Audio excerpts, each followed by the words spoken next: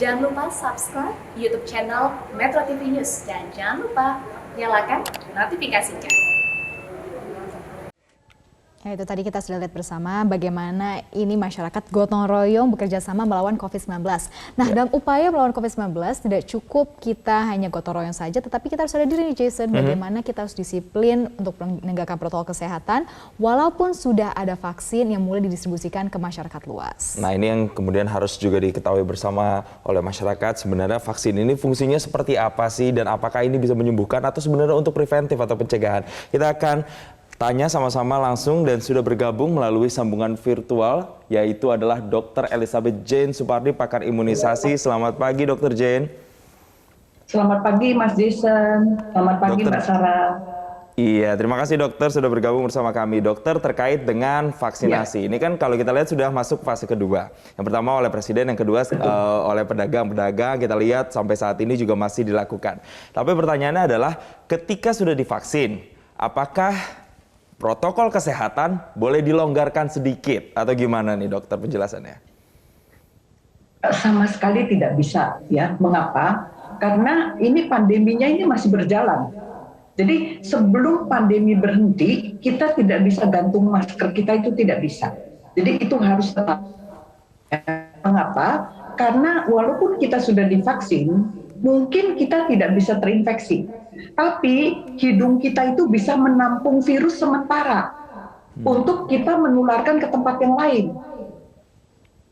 Begitu. Jadi tetap kita setelah diimunisasi pun kita tetap pakai masker, kita tetap cuci tangan, kita tetap jaga jarak, itu tetap.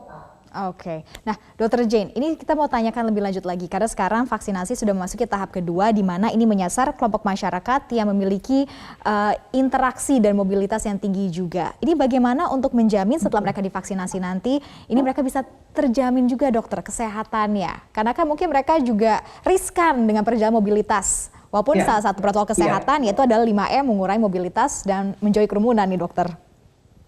Ya, saya bicara data ya, ini bukti ya. Jadi untuk Provinsi Jawa Tengah ini pencatatannya bagus ya, dan kita bisa belajar dari data yang bagus. Jadi Provinsi Jawa Tengah ini pada bulan Desember jumlah tenaga kesehatan yang terinfeksi COVID itu 270 orang ya. Bulan Januari itu sudah mulai imunisasi dan imunisasi di Jawa Tengah itu cukup tertib untuk tenaga kesehatannya. Jadi tercatat kasus COVID pada tenaga kesehatan di bulan Januari itu 30. Bayangkan dari 270 turun menjadi 30, itu sangat signifikan. Ya, jadi artinya adalah kan memang tenaga kesehatan itu penyuntikannya kan tidak hanya di bulan Januari dan Februari. Ya, jadi di bulan Januari saja, belum selesai Februari saja sudah kelihatan penurunannya. Jadi itu buktinya bahwa imunisasi itu mampu mencegah. Oke, Dr. Jane, ini terkait dengan waktu untuk imunisasi sendiri. Kan kalau kita lihat vaksin dari Sinovac yang digunakan ini sebenarnya disuntikan 2 kali. Nah, ini kenapa 2 kali alasannya dan bagaimana sih sebenarnya vaksin tersebut ketika masuk ke tubuh dan divaksinasi kemudian membentuk imunitas baru di tubuh kita? Itu seperti apa sih dokter sebenarnya? Ya, jadi sebetulnya setelah suntikan yang pertama itu tujuannya lebih ke arah untuk memorinya, mendapatkan memorinya dulu ya. Untuk meningkatkan produksi antibodinya itu disuntikan yang kedua. Walaupun data sudah menunjukkan bahwa 1 dosis pun ada pembentukan antibodi itu sudah ada, tetapi tidak optimal. Sudah ada bukti baru optimal setelah suntikan yang kedua. Seperti itu. Nah, jadi artinya kita jangan sampai putus. Sudah 1 dosis lalu pergi. Lalu tidak mendapatkan atau lupa mendapatkan dosis yang kedua. Seperti itu. Biar lebih menyeluruh dan pastinya maksimal ya dokter pelindungannya. Nah Dr. Jane, ini masyarakat luas sudah mulai menerima vaksinasi. Banyak juga di masyarakat yang masih khawatir, dokter mungkin bisa dijelaskan kembali bagi mereka memiliki komorbid atau mereka memiliki orang tua lansia di rumah juga sudah mulai pendaftarannya. Ini bagaimana menjamin mereka bisa menerima vaksinasi secara aman dan diterima tubuh tanpa ada efek samping dokter? Betul, baik. Jadi begini, Memang pada waktu awal dari pemerintah itu mengatakan bahwa untuk yang komorbid itu sangat ketat ya. Jadi tensinya di atas 140 tidak boleh, sakit jantung tidak boleh, sakit ginjal tidak boleh, sakit liver tidak boleh. Itu karena mereka itu memang belum punya data yang cukup dari luar. Di luar itu sudah jutaan diimunisasi. Ya, beberapa negara malah sampai sudah hampir seluruh negara seperti Israel yang negara yang kecil itu sudah hampir seluruhnya karena penduduknya cuma sekitar 10 juta ya, itu sudah hampir seluruhnya sudah diimunisasi, terbukti bahwa vaksin ini ternyata aman, disuntik sampai pada orang yang sudah renta di atas 100 tahun, 90 tahun itu pun juga aman. Nah, itu sebabnya pemerintah Indonesia sudah membuka sekarang ini ya, tensinya itu bahkan sampai yang 180 itu boleh diimunisasi. Nah, memang pemerintah itu meminta karena takut ya, kalau tensi tinggi-tinggi lalu datang diimunisasi, lalu ada serangan, stroke atau segala macam, orang langsung menuduh vaksinnya. Padahal karena tensinya, bukan karena vaksinnya. Nah, itu sebabnya untuk yang tensinya tinggi, Ya, untuk tensi tinggi dok silakan. Supaya mereka itu berobat dulu, ya. Jadi supaya mereka itu yang punya sakit itu berobat dulu. Jadi kita supaya pada waktu kita diimunisasi tubuh kita itu dalam keadaan sehat, supaya pembentukan antibodinya itu optimal. Oke, untuk screening kesehatan sendiri, Dr. Jane, apakah nanti akan semenyeluruh itu yang disediakan saat proses vaksinasi berlangsung, atau kita harus screening pribadi terlebih dahulu nih, Dr. Jane? Begini, screening yang mampu dan yang selalu dilakukan di tempat-tempat pelayanan itu hanya yang sangat mudah, seperti mengukur tensi, mengukur suhu, itu kan bisa dilakukan dan cepat, ya. Tidak mungkin kita melakukan tes darah laboratorium, itu tidak mungkin, ya. Jadi yang dilakukan itu hanya yang seperti itu, tensi dan suhu, itu saja. Yang lainnya berarti harus kita sendiri masing-masing. Seperti itu. Ya. Dokter Jane, terkait vaksin COVID itu bukan obat, ya. Vaksin COVID itu bukan obat.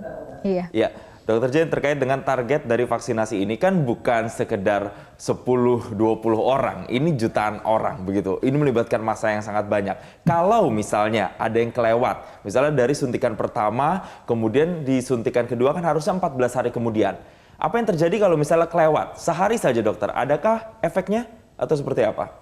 Nah, gini, jadi semua vaksin yang pada anak segala macam, itu sebetulnya yang kita kenal itu jaraknya itu jarak minimal, bukan jarak maksimal. Jadi artinya tidak boleh lebih cepat. Kalau lebih cepat itu tidak efektif, gitu. Lebih lambat sebetulnya itu lebih baik, gitu. Karena sifat vaksin itu adalah tubuh itu dalam keadaan kosong, lalu disuntik antigen, antibodinya terbentuk. Nah, apabila di dalam tubuh itu antibodinya masih sangat tinggi, ya, lalu disuntik, ini antibodinya ini memakan vaksin. Jadi antibodinya jadi tidak terbentuk karena sebagian dari vaksinnya itu dimakan oleh si antibodi. Itu sebabnya intervalnya itu nggak boleh terlalu dekat jaraknya, ya. Jadi waktu suntikan pertama ada pembentukan antibodi sedikit. Lalu vaksinnya itu tunggu sampai ini antibodi sudah mulai turun, baru ini suntikan kedua. Kalau ini suntikan keduanya ini tetap efektif, seperti itu. Kalau suntikannya nggak boleh kurang dari 14 hari, berarti kan kalau lebih dari 14 hari itu boleh, dokter bilang tadi. Nah, lebihnya ini boleh berapa hari, dokter? Adakah batas maksimalnya? Iya, batas maksimalnya itu tidak ada. Tapi yang kita mau itu adalah batas yang ideal, ya. Nah, idealnya itu 14 sampai 28 hari. Ya. Lewat dari itu sebetulnya tidak apa-apa untuk si orang itu. Ya. Tapi yang kita takut adalah ini antibodinya belum terbentuk optimal, udah keburu masuk virus. Kita kejar-kejaran nih, ada pandemi di luar. Virusnya ini menunggu. Nah, jangan sampai keduluan virus.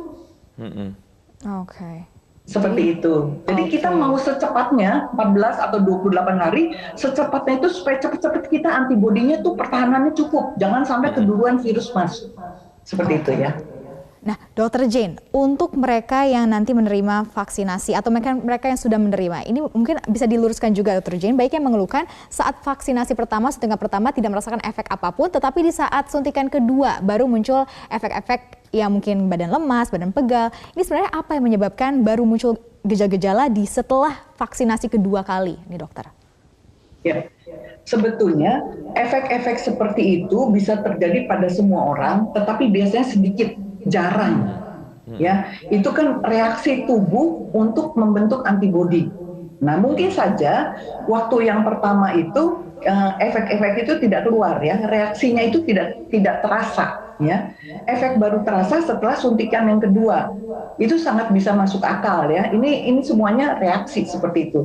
Tapi kita tidak usah takut ya. Kita sudah tidak usah takut ya. Itu menandakan bahwa tubuh bereaksi seperti itu. Oke. Dokter Jane, ini juga menarik kan ketika Dokter Jane tadi menyatakan bahwa vaksin itu bukan obat. Nah, ini bisa dijelaskan lagi sebenarnya karena mungkin masih banyak masyarakat di luar sana yang belum paham esensi dari vaksin ini sendiri. Ini tuh keduanya antara vaksin dan obat, ini fungsinya kan berbeda. Bisa dijelaskan seperti apa sih dokter sebenarnya? Betul. Jadi kalau obat itu nanti diberikan kepada orang yang sudah sakit. Orang yang sudah sakit lalu minum obat, gitu kan? Nah, sedangkan vaksin itu sebetulnya diberikan kepada orang yang sehat untuk membentuk antibodi supaya kalau ada benda asing masuk, tubuh itu mengenali benda itu karena sudah didorong oleh vaksin untuk mengenali benda asing itu, seperti itu ya. Nah, ini ada satu informasi bagus. Ada orang bilang itu keluar varian dari Inggris, ada varian dari Afrika Selatan. Nah, Pfizer dan Moderna sudah terbukti bahwa dua vaksin itu ternyata efektif terhadap varian itu, yang katanya varian itu lebih ganas. Nah, Sinovac pun baru keluar dari Butantan, Brazil, ya, membuktikan bahwa vaksin Sinovac pun efektif terhadap varian-varian yang ganas tadi. Jadi kita tidak usah takut. Kalau varian itu masuk Indonesia, vaksin Sinovac tetap efektif. Bisa digunakan ya dokter ya. Selama kita jangan takut untuk divaksin karena kita harus melawan virusnya bersama, Dokter Jane. Baik, terima kasih Dokter Jane sudah menjawab pertanyaan-pertanyaan kebingungan kita terhadap vaksin dan juga vaksinasi itu sendiri. Terima kasih Dokter Jane sekali lagi sudah bergabung bersama kami di Selamat Pagi Indonesia.